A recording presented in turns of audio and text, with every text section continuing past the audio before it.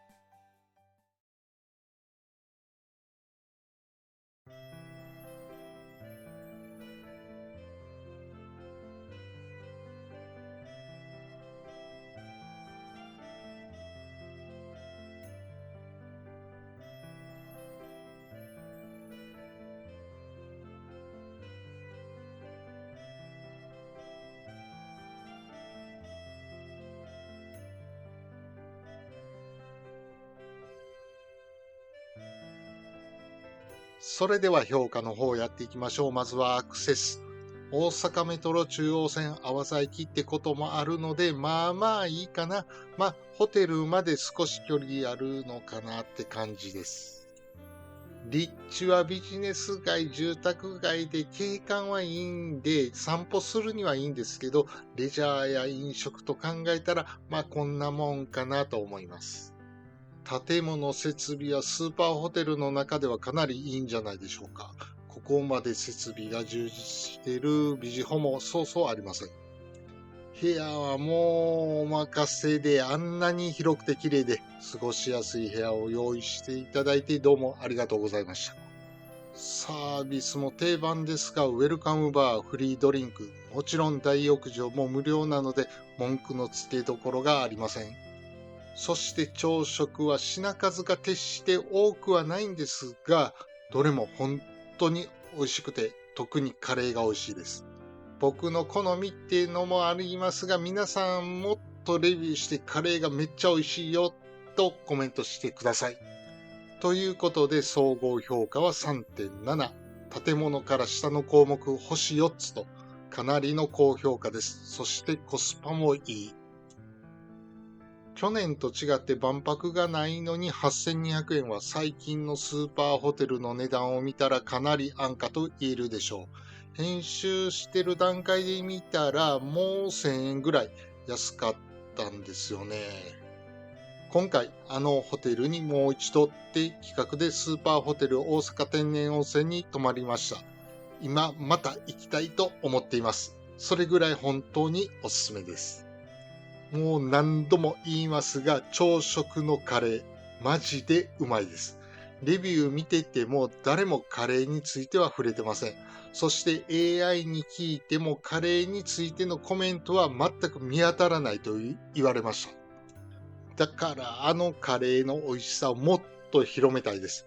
宿泊したらぜひ食べてください。辛くないやんという人は辛くなるなんかを持参して何とかしてください。それでは本日の動画はここまでです。最後までご視聴いただきありがとうございました。チャンネル登録、グッドボタン、そしてコメントもよろしくお願いいたします。では次回の動画でお会いしましょう。さようなら。